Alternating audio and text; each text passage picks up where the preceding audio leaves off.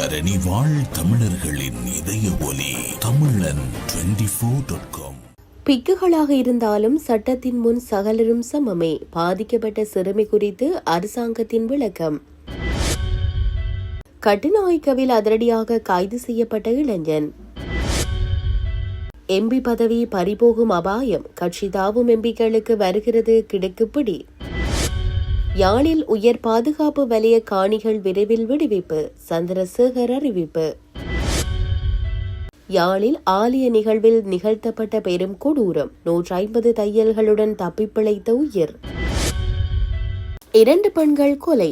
3 வருடங்களின் பின் சிக்கிய சந்தேக நபர். முதலமைச்சர் விஜய் குறித்து அவதூறு. ஆபாச வார்த்தை. அதிரடியாக கைதான நபர்.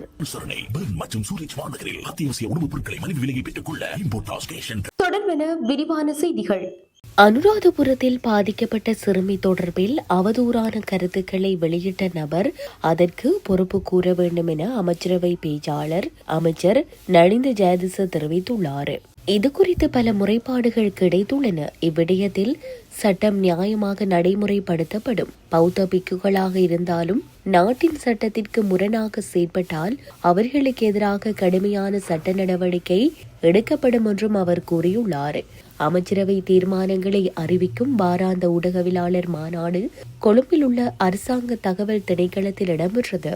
இதன்போது ஊடகவியலாளர்கள் எழுப்பிய கேள்விகளுக்கு பதிலளித்த அமைச்சரவை பேச்சாளர் பௌத்த பிக்குகளாக இருந்தாலும் அவர்கள் நாட்டிலுள்ள நடைமுறை சட்டத்திற்கு முரணான வகையில் செயற்பட்டால் அவர்களுக்கு எதிராக எவ்வித பாகுபாடுமின்றி நிச்சயம் சட்டபூர்வமான நடவடிக்கைகள் எடுக்கப்படும். தற்போதைய சூழலில் கூட அவ்வாறு சட்டத்தை மீறுபவர்களுக்கு எதிராக எந்தவொரு தடையுமின்றி சட்டம் முறையாக நடைமுறைப்படுத்தப்பட்டு வருகிறது. அனுராதபுரத்தில் பாதிக்கப்பட்ட சிறுமியை பாலியல் தொழிலாளி என மிக மோசமாக விமர்சித்தமை மற்றும் அவதூறு பரப்பியமை தொடர்பில் பல முறைப்பாடுகள் கிடைக்கப்பெற்றுள்ளன. காவல்துறையினர் இது குறித்து விரிவான விசாரணைகளை முன்னெடுத்து வருகின்றனர். இந்த விசாரணைகளின் போது வெளிவரும் உண்மைகளின் முன்னேற்றத்தின் அடிப்படையிலேயே அடுத்த கட்ட நீதிமன்ற நடவடிக்கைகள் அனைத்தும் முன்னெடுக்கப்படும். எவ்வாறாயினும் சமூக ஊடகங்களிலோ அல்லது ஏனைய வழிகளிலோ அவ்வாறு பொறுப்பற்ற முறையில் அவதூறு தெரிவிக்கப்பட்டமையால் பாதிக்கப்பட்ட குறித்த சிறுமிக்கும் அவரது தாய் உள்ளடங்கலான ஒட்டுமொத்த குடும்பத்திற்கும் ஏற்பட்டிருக்கக்கூடிய கடுமையான மன உளைச்சல்களுக்கும் சமூக பாதிப்புகளுக்கும் அவ்வாறு கருத்து வெளியிட்ட நபர் சட்ட ரீதியாக பொறுப்பு கூற வேண்டும். இதனை மிக சாதாரணமாக ஒரு விடயமாக கருதி எவரும் இலகுவாக கடந்து சென்று விட முடியாது. இந்த சம்பவம் மற்றும் அதன் பின்னணி தொடர்பில் இதுவரையிலான காலப்பகுதிக்குள் 15க்கும் மேற்பட்ட நபர்களிடம் மிக விரிவான வாக்குமூலங்கள் பதிவு செய்யப்பட்டுள்ளன என்று காவல்துறை உத்தியோகபூர்வமாக தெரிவித்துள்ளனர். முன்னெடுக்கப்படும் விசாரணைகளின் முன்னேற்ற தன்மைக்கு அமைவாக அடுத்த கட்ட மேலதிக சாட்சி பதிவுகள் இடம்பெறும் என கூறியுள்ளார். தெரிவு செய்யப்பட்ட பின்னர் அரசியல் கட்சிகளை மற்றும் நாடாளுமன்ற உறுப்பினர்களின் பதவிகளை ரத்து செய்வதற்கான சட்டமூலத்தை விரைவில் நாடாளுமன்றத்தில் தாக்கல் செய்ய அரசாங்கம் எதிர்பார்க்கிறது என அமைச்சரவை பேச்சாளர் மருத்துவர் நலிந்த ஜெயதிச தெரிவித்தார். நேற்று நடைபெற்ற அமைச்சரவை ஊடக சந்திப்பில் பேசிய அவர் எதிர்க்கட்சி நாடாளுமன்ற உறுப்பினர்களை ஆளும் கட்சிக்குள் கொண்டுவர அரசாங்கத்திற்கு எந்த திட்டமும் இல்லை என்று குறிப்பிட்டார். தேர்தல்களில் வழங்கப்படும் மக்கள் ஆணையை பாதுகாப்பதை நோக்கமாக கொண்டதே முன்மொழியப்பட்ட இந்த சட்டம் என்றும் அவர் மேலும் கூறினார். யாழ்ப்பாணத்தில் உயர் பாதுகாப்பு வலயத்தில் உள்ள பெருமளவான காணிகளை விடுவிக்க மிக விரைவில் நடவடிக்கை எடுப்போம் என கடற்றொழில் அமைச்சர் ராமலிங்கம் சந்திரசேகர் தெரிவித்துள்ளார். உயர் பாதுகாப்பு வலயத்தினுள் உள்ள காணி விடுவிப்பு தொடர்பில் வடமாகாண ஆளுநர் செயலகத்தில் நடைபெற்ற உயர்மட்ட கலந்துரையாடலின் பின் ஊடகங்களுக்கு கருத்து தெரிவிக்கும் போதே இதனை கூறியுள்ளார். அதன்போது அவர் மேலும் கருத்து தெரிவிக்கையில் மக்களின் காணி மக்களுக்கே என்பதே எமது அரசாங்கத்தின் நோக்கமாகும். அந்த காணிகளை விடுவிக்கும் முகமாக உயர்மட்ட குழுவினர் நேரில் சென்று பார்வையிட்டு காணி விடுவிப்பு தொடர்பில் கள ஆய்வுகளையும் மேற்கொண்டோம்.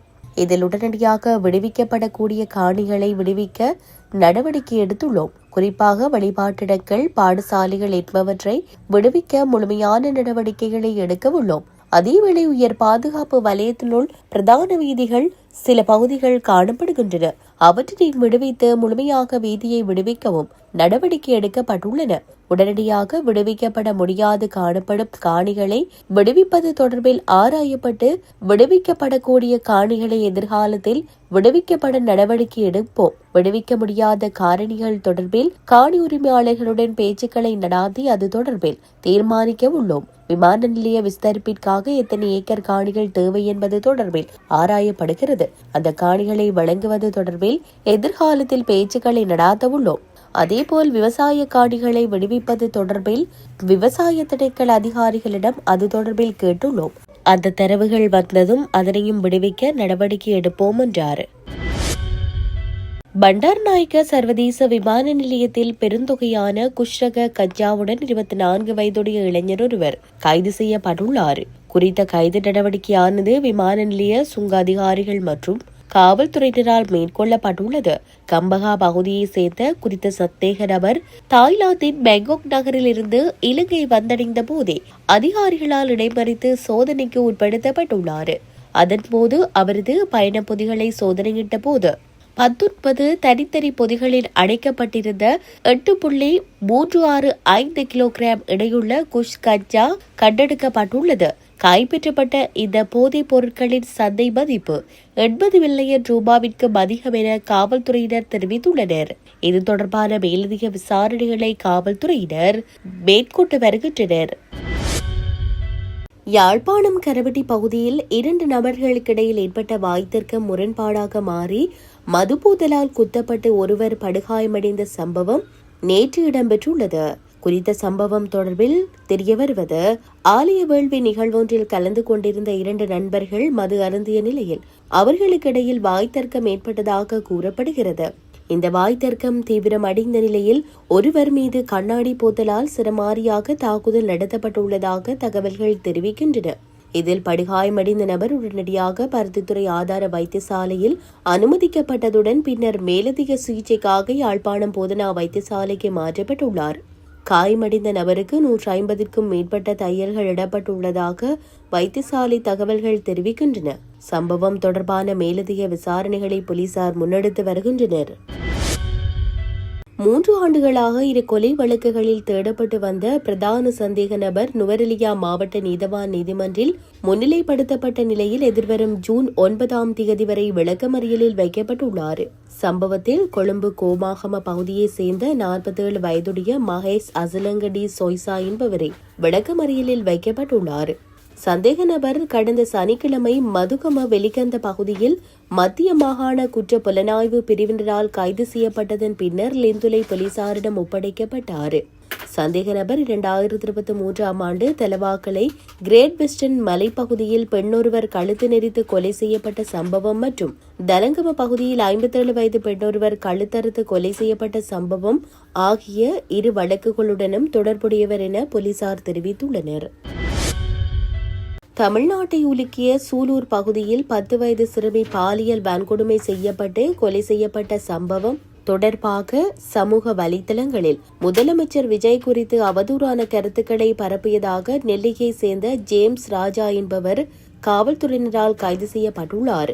பாளையங்கோட்டையைச் சேர்ந்த ஜேம்ஸ் ராஜா பெங்களூருவில் உள்ள ஆப்பிள் நிறுவனத்தில் ஊழியராக பணியாற்றி வருகிறார்.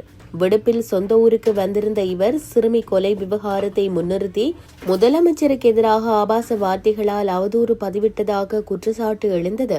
இதுகுறித்து பாளையங்கோட்டை காவல்துறை உதவி ஆய்வாளர் உத்தியோகபூர்வமாக முறைப்பாடு அளித்தார். அந்த முறைப்பாட்டின் அடிப்படையில் ஜேம்ஸ் ராஜாவிற்கு எதிராக 4 பிரிவுகளின் கீழ் வழக்கு பதிவு செய்த காவல்துறையினர் அவரை கைது செய்து சிறையில் அடைப்பதற்கான நடவடிக்கைகளை மேற்கொண்டு வருகின்றனர்.